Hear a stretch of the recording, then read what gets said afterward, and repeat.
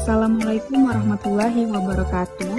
Halo teman-teman semua, kami dari kelompok 2 mata kuliah perpajakan dari kampus STIA Bengkulu, Prodi Administrasi Bisnis.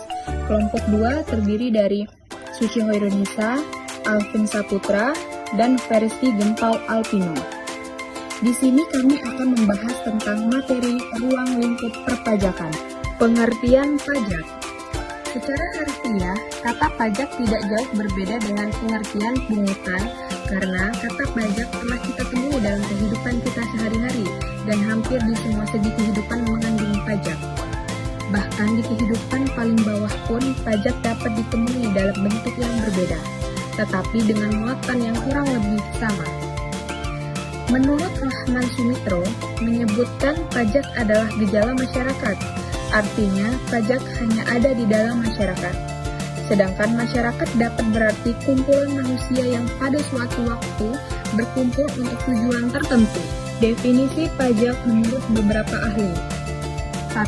Definisi pajak menurut Profesor Dr. P.J.A. Adriani dalam ISAN menyatakan pajak adalah iuran kepada negara atau yang dapat dipaksakan, yang terutang oleh wajib membayarnya menurut peraturan-peraturan. Yang kedua, definisi Prancis yang diterjemahkan sebagai pajak adalah bantuan, baik secara langsung maupun tidak yang dipaksakan oleh kekuasaan publik dari penduduk. Yang ketiga, Dr. Suparman Sumaha Nitjaja memberikan definisi pajak adalah iuran wajib berupa uang atau barang yang dipungut oleh penguasa berdasarkan norma-norma hukum. Fungsi pajak.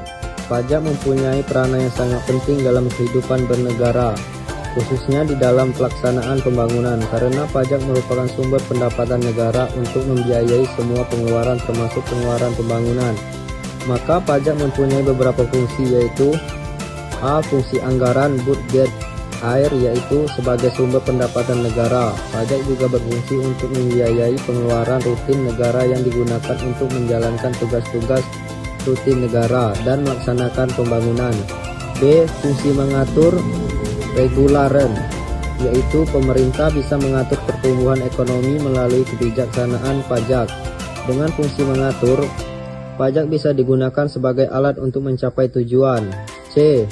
Fungsi stabilitas, yaitu dengan adanya pajak, pemerintahan memiliki dana yang cukup untuk menjalankan kebijakan yang berhubungan dengan stabilitas harga sehingga inflasi dapat dikendalikan.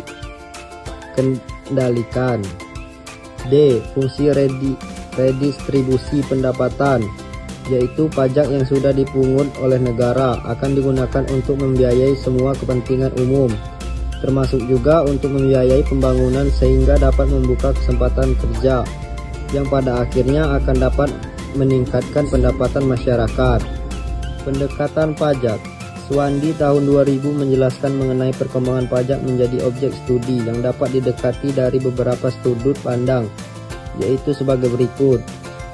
A. Segi ekonomi, yaitu dalam pendekatan pada nilai berdasarkan fungsinya dan dikaji dampaknya terhadap penghasilan seseorang, pola konsumsi, harga pokok, permintaan dan penawaran.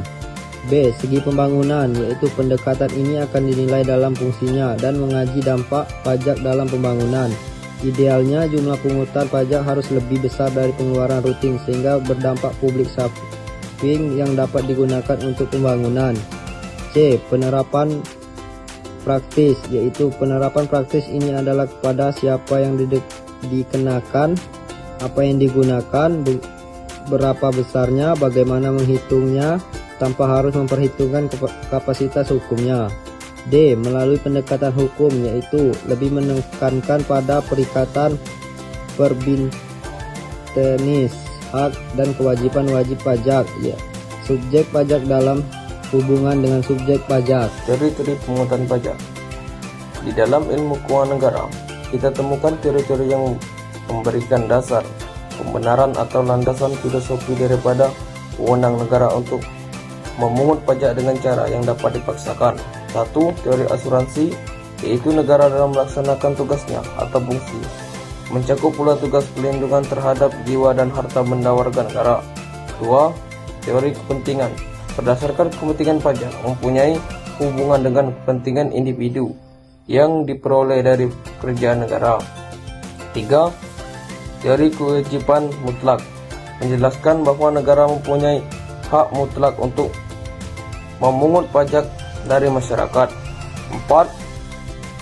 Teori gaya beli merupakan teori yang termasuk modern karena tidak mempersoalkan asal mulanya memungut pajak, melainkan hanya melihat efeknya sebagai dasar keadilan.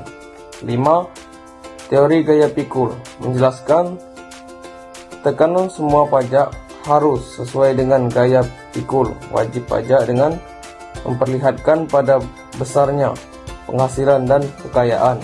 Nah, kesimpulannya teman-teman, prinsip perpajakan menurut para ahli dapat dijadikan landasan pemungutan pajak sehingga tercapai pemungutan pajak yang efisien. Salah satu teori yang patut diperhatikan adalah teori gaya pikul karena memberikan efek yang lebar dan merata.